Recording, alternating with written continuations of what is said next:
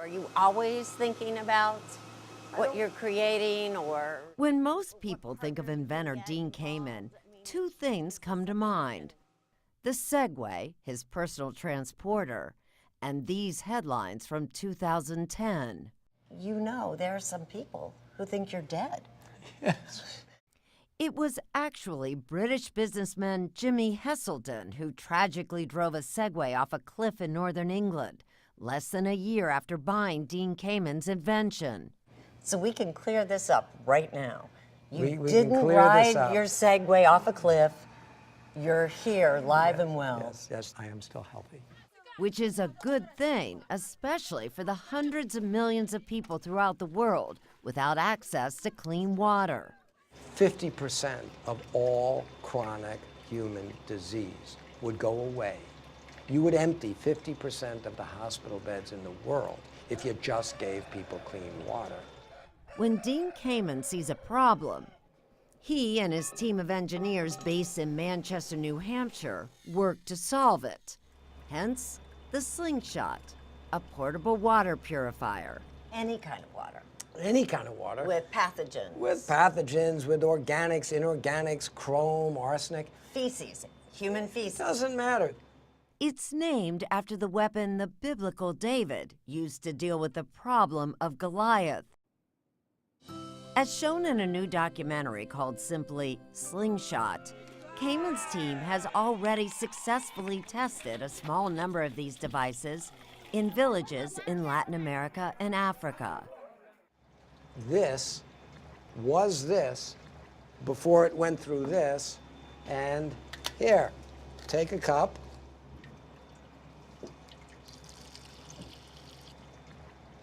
It's good water.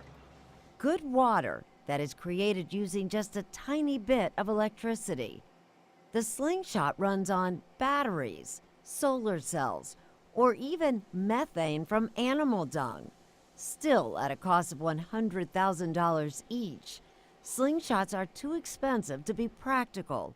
So Kamen has gone looking for partners, starting with Coca-Cola, the company that has the capacity to put vending machines nearly anywhere was first on board. And you're not at all even a little bit uncomfortable in these small villages that you're producing clean water, but it's a big ad for Coca-Cola. Well, this we put on there because they were just such a great supporter. I think the Coca-Cola company over time has made it very clear they weren't in this to sell Coca-Cola. Dean Kamen holds more than 400 U.S. and foreign patents. I'm a dyed-in-the-wool capitalist. Without making money, I couldn't do the things I do. Money gives you freedom, it gives you flexibility, it gives you resources to do things. Royalties from his many inventions allow Kamen to employ 500 engineers and technicians at his company, Deca Research. Employees who don't have to sell anything. They just create prototypes to solve problems. Do you ever take a vacation? I don't play golf. I don't sit at the beach. I don't roam around places like a tourist. To me, a vacation is moving from one project to another. At 63 years old, Kamen still has a childlike passion for all kinds of mechanical devices and toys, and lives in a massive dream home he designed not far from his headquarters. Not bad for a kid from Long Island, New York, who, believe it or not, struggled in school because of dyslexia. I don't read novels. I like reading old physics books and old math books because I can read a page of differential equations as quickly as I could read a comic strip. He was still in college when he designed a device that led to the first wearable insulin pump for diabetics, and later the first home dialysis machine. In 1990, he began work on a wheelchair to put the disabled on a whole new level. I have two little points on the ground. I'm like a ballerina here. Kamen calls it the iBot, the eye-level robotic chair. You're not looking down at somebody stuck in a chair. We're having a conversation. Getting around is important, but standing up is about dignity. And you and I can have a pushing contest. Yeah, we could. One of us is going down, and it's not me. Oh my God, you're right. It took 15 years and more than $50 million to to mimic how we balance and manage to stay upright. If you don't even use the controls, just lean forward to shake hands. Okay. Lean, lean, lean. Oh my gosh. Oh my gosh. Now lean back. I'm done. The iBot can negotiate curves and with some practice, even climb stairs. It's the same technology that led to his best-known invention, the Segway. His personal transporter was introduced in 2001 with great fanfare as a replacement for the automobile. But it hasn't quite lived up to the hype. Are you at all disappointed a little bit that it hasn't caught on the way you had hoped? Well, I think it's early to say what's going to replace cars in big cities. Why get into a 2,000 or 3,000 pound machine to move a mile in the middle of a big city? I don't know what will be used, but I'm pretty sure I know what won't be used: a car. Waiting for the world to catch up with him hasn't stopped Kamen from barreling ahead on all kinds of fronts. You want to use this to pick up a grape, pick up your cell phone, hold a baby, open a door. To replace the hook, this is what Kamen dreams will one day be standard issue for injured soldiers. I can rotate the wrist, I can flex the wrist. I'm controlling it with sensors on my feet.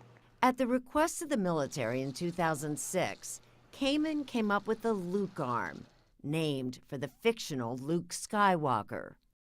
We can't play the violin, we can't throw a fastball, but we have users that will pick up chopsticks and eat sushi with this thing. Pick up an egg and not crack it. While the arm is designed for injured veterans, Kamen hopes to find other uses for the versatile appendage to bring down costs. It is unrealistic to give everybody everything at no cost.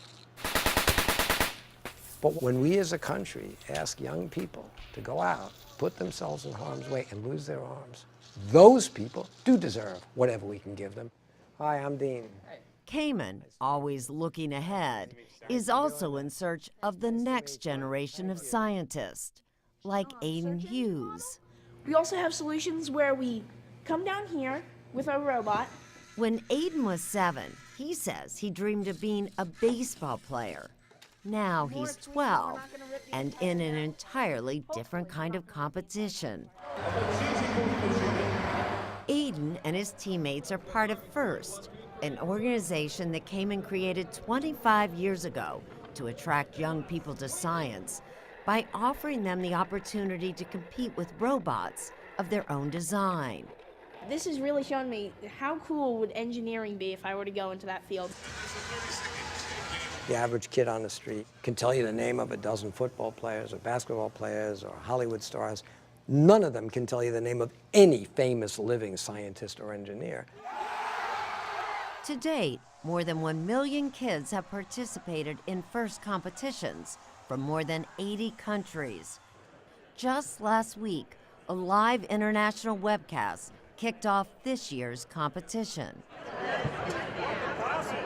Kamen, who never married or had children of his own, sees these budding scientists as his legacy, passing on to them not just a love of technology, but a lesson he learned from his own grandfather.